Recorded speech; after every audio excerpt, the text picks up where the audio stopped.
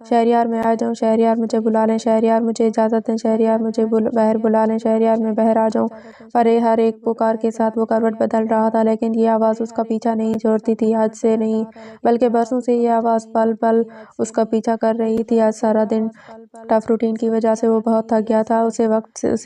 इस वक्त उसे आराम की शदीद ज़रूरत थी। अभी कुछ देर पहले ही उसकी आँख लगी थी कि एक बार फिर उसे उन आवाज़ों ने इसे बेबस कर दिया। वो उठकर बैठ गया और कमरे की लाइट ऑन की। अब उसे इन आवाज़ों से डर नहीं लगता था, उसे आदत हो चुकी थी। वो खुद भी नहीं जानता था कि ये आवाज़ें उसे कब से परेशान कर रही थी। जब से उसने होश संभाला था, वो ज़िंदगी के किसी भी दिन रात पुरसकून होकर नहीं सोया था। बचपन में ही उसे अपने मुल्क और अपनों से दूर कनाडा आना पड़ा। शायद वो 8 साल का था जब यहाँ आया था, और तब से बस यही था, बिल्कुल तन्हा। इस वक्त रात के 2 बज रहे थे। उसने ज़िंदगी में ऐसी कोई रात नहीं काटी थी जब उसने ये आवाज़ ना सुनी हो।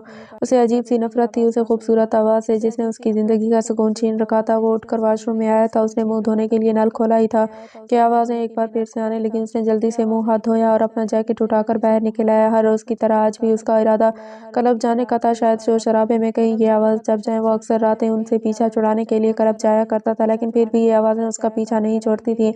हाँ, लेकिन कम ज़रूर हो जाती थी। आज फिर ऐसा हुआ था। लोगों के शोर-शराबे में उसे वो आवाज़ बहुत दूर से सुनाई देती थी। इस वक्त वो पुरसुकून था। बचपन में ये आवाज़ें किसी बच्चे की हुआ करती थीं, लेकिन आहिस्ता-आहिस्ता किसी कमसिन लड़की से वो आवाज़ एक निस्वानी आवाज़ बन गई थी। वो कौन थी? उसका नाम कैसे जानती थी? उसे कैसे पुकारती थी? उसके साथ उसका क्या रिश्ता था? वो इससे बाहर आने की इजाज़त क्यों माँग रही थी? वो कहाँ थी? क्या वो किसी कैद में थी? शहरयार कुछ नहीं जानता था। उसे पता था तो बस इतना कि उसकी माँ ने उसके बारे में से कोई भी सवाल पूछने से मना किया था। उसे अपनी कसम दी थी कि वो कभी भी उसके बारे में किसी से कुछ नहीं पूछेगा और ना ही कभी किसी को कुछ बताएगा। शहरयार ने इस बारे में कभी किसी को कुछ नहीं बताया था। वो कोई डरपोक इंसान ना था और ना ही उसे आवाज़ों से खौफ आता था, मगर तजस्सुस ज़रूर था कि उसके बारे में जानने का। लेकिन उसकी माँ ने उसे ये बताया था, ये आवाज़ मोहब्बत के किए जाने के काबिल नहीं है। अगर तुमने इस आवाज़ की तरफ ध्यान दिया तो तुम हमसे दूर चले जाओगे, बहुत दूर। और दूर ही तो था। कितना दूर था? अपने माँ बाप से, अपने मुल्क से, न जाने कौन से खौफ के तहत उसके वालिदैन ने उसे खुद से इतना दूर कर रखा था। 4 बजे के बाद वो आवाज़ें उसे पुकार पुकार कर दम तोड़ देती थी। और आज फिर यही हुआ था। 2 घंटे क्लब में रहने के बाद वो वापस अपने घर आया। उसे आराम की शदीद ज़रूरत थी। सुबह 11 बजे के करीब उसकी एक मीटिंग थी। वो अपना सारा काम वक्त पर ख़त्म कर देता, लेकिन आज उसे बहुत वक्त लग गया। मेहमानों की वजह से सारा काम खत्म करते करते रात 12 बजे से वक्त ऊपर जा चुका था। सारे बर्तन साफ करके उसने किचन का दरवाज़ा बंद किया और सर्वेंट क्वार्टर की तरफ जाने लगा। जब उसे दबी-दबी सिसकियों की आवाज़ सुनाई थी, उसने हर तरफ ध्यान दिया, लेकिन उसे समझ नहीं आ रहा था कि आवाज़ कहाँ से आ रही है। लेकिन गौर से सुनने पर उसने महसूस किया कि आवाज़ ऊपर की तरफ से आ रही है। वह आहिस्ता-आहिस्ता कदम उठाता ऊपर की तरफ जाने लगा। यहाँ तो कोई लड़की नहीं रहती, तो ये रो रहा है। ऊपर की तरफ जाते-जाते हुए आवाज़ तेज़ होने लगी। आवाज़ किसी लड़की की लग रही थी जो बहुत बुरी तरह से रो रही थी, जैसे कि बहुत खौफज़दा हो। उसने अपनी रफ्तार तेज़ कर ली। तेज़ चलते अचानक वो एक कमरे के सामने आ रहा जो तालों और पीढ़ियों से जकड़ा गया था।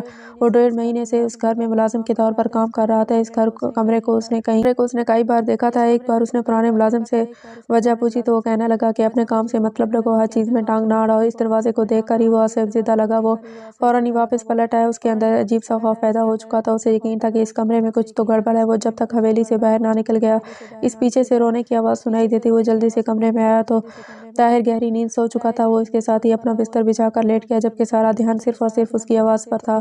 सुनो ताहिर यार, रात को एक बहुत अजीब वाक़या हुआ। दरअसल मैं इस तालों वाले कमरे के पीछे बाहर से निकल रहा था कि वहाँ से मुझे किसी लड़की के रोने की आवाज़ आई। यार मैं तो इतना खौफज़दा हो गया था कि इंतहा नहीं। अभी भी सोचता हूँ तो हाथ काँपने लगते हैं। आकिब ने ताहिर को बताया। अच्छा, तो तेरा मतलब है इस कमरे में चुड़ैल है?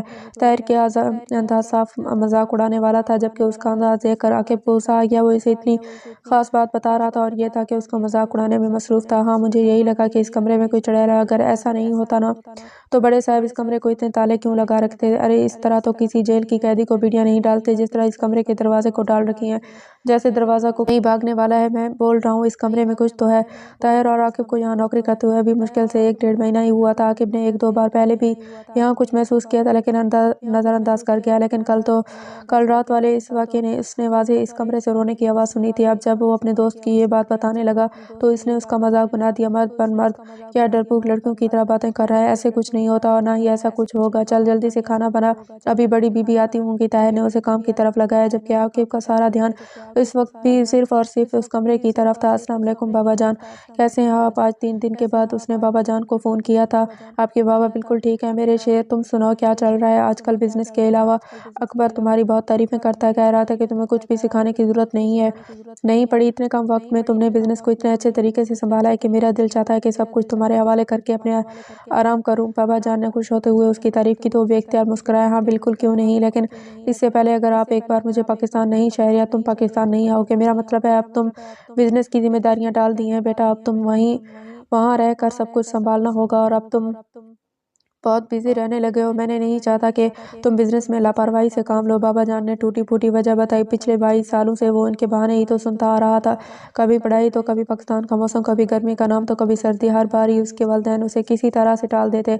अब तो वो इतना आदी हो चुका था इन लोगों के बहानों का कि वो कम ही इस बारे में बात करता था। ठीक है बाबा, मैं नहीं आ रहा। उसके मूड ऑफ होने के बारे में बाबा जान चुके थे, लेकिन वो क्या करते, वो मजबूर थे। वो अपनी अकलौती औलाद को खुद से दूर नहीं जाता देख सकते थे। वो दुनिया में सब कुछ खोने को तैयार थे सिवाय अपनी औलाद के। शहरयार के लिए ही तो उन्होंने ये सब कुछ किया था। बेख्तियार उनकी नजरें दरवाजे पर पड़ी। पीढ़ियों से जकड़ा तालों से भरा हुआ दरवाजा